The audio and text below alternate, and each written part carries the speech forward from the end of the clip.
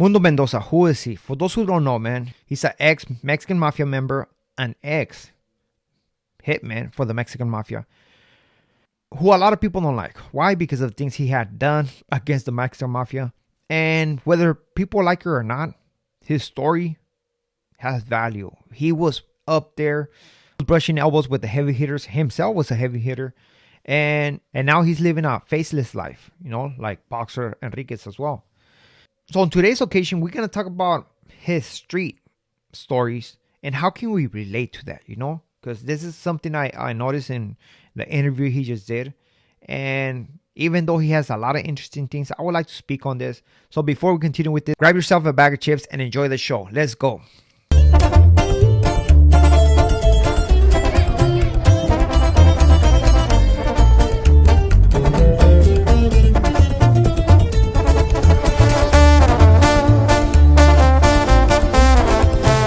What to do, my raza? Your boys coming through once again con otro video.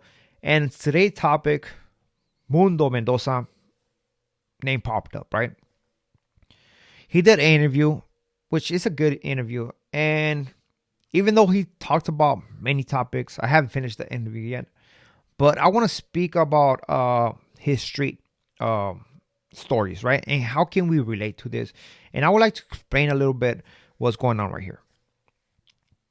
But there was a story in where he talks about going to the neighborhood of the white fence, right?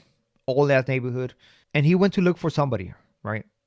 Being that neighborhood didn't get along with this neighborhood, they jumped on. And somebody, a female white fence member, ended up saving his life by saying that he was looking for one of their older homeboys who he knew.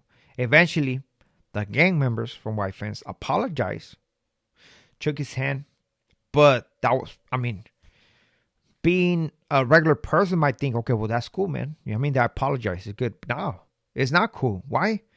Because by you becoming a victim to all those gang members, your ego is hurt, right? So what did Mundo did? He went back to his neighborhood, grabbed some weapons, like a machete, and came back with his homeboys looking to get his payback, which he did. He took it to the next level, unaliving a person, hurting a lot of people during the process.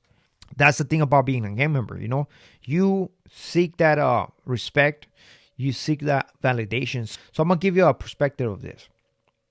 As a gang member, you look for that validation. You look for that respect. So if he wouldn't done nothing about that, they would have made fun of him. And his reputation wouldn't be that great, right? So he had to make a statement, show that those individuals done messed up. And he went back and got his. Like a lot of people would do, right? A lot of people think. Doesn't matter if they shake your hand. Doesn't matter if they apologize. You have to get yours back. And I do understand him in that sense because as a young gang member, you want that. You're not going to let another individual from a different barrio do that to you. There's no way. Street beef is not fair. So what happened after this? Yes, he said that he went back to his homeboys after doing this and he wanted to collect his thoughts, right? He just unalived a person and that could be something big for a lot of us. Honestly, man. But again, even though he said he wanted to be by himself, the homies were right there next to him. It was more like a peer support group, but not in that sense of hey, let's talk about it. It's not like, man, you good, homie? Like, that's what's up, homie. You put it down for the barrio. You did this, and nobody can ever take that away from you. Now your name is known for what you did, man. And those are going to respect that. And if they come back, we got something for them, which they did. He talked about that there was a Thompson gun right there. And that's what a lot of youngsters go through, right? They do a jale. Not everybody processes their crime the same, right? We all have different ways of thinking. We have different, grew up differently. And in a sense, it might affect one person more than the other one, right?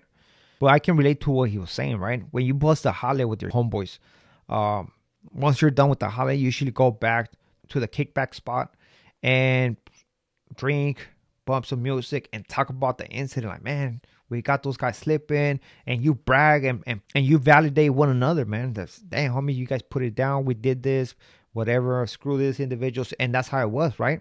That's how it was, and that's what I think still is, right? But in a way, we become callous, like he said, to all of this. We normalize that, and after doing it for so long, we become callous to this, and where it doesn't even affect us like it did like the beginning, right? I mean, where we put more thought into it, right? After you keep doing it, you just seem to like, hey, whatever, it is what it is, to the point that you're not even caring no more, right? See, I can remember being out on the streets and basically busting a holly, right? And after so many times of doing it, like he said, hey, man, the only things to do is basically the 187. That's it. That's it. So it's basically that's in your mind. And I don't know why, but that's like, man, I want to take one of my enemies out. And that's your goal. That's your goal. That's what you strive for. You have a cuete with you, and you want to strive to unalive somebody else that you don't even know, but you know it's your enemy. And this is what Mundo did, right? Basically become callous to the point that everything doesn't matter. See, the thing about this is that we go through all this process and find different goals in our life or different purposes, right? A lot of us do think about stuff that we did in the past, right? I'm not saying that everybody's going to be like this, but some of us become remorseful for the things that we have done. And that's one thing that Mundo talks about, being remorseful, being ashamed of his past life, right? And I'm gonna tell you one thing. A lot of people can speak on that. A lot of people can say that they're remorseful, but they will not show it in their actions. I guess what I'm trying to say is that we can all say that we are remorseful for our crimes, that we are ashamed of it. But it seems sometimes, even though we always say, hey man, I'm not trying to glorify that, but we always bring it up. In a sense to tell our story, but that story is for what? Right? So yes, a lot of people can be remorseful of their crime, but a lot of people think they might be remorseful, but in reality they're not, because their actions, the way they speak about their crime, the way they speak about their victims shows otherwise. And that's another topic I would like to touch on, is the whole thing about finding remorse, because we all think we have it, but do we really know how to exercise it? I believe if you have real remorse, you wouldn't be bringing up your victims or your crime every so often. And we can see people doing this.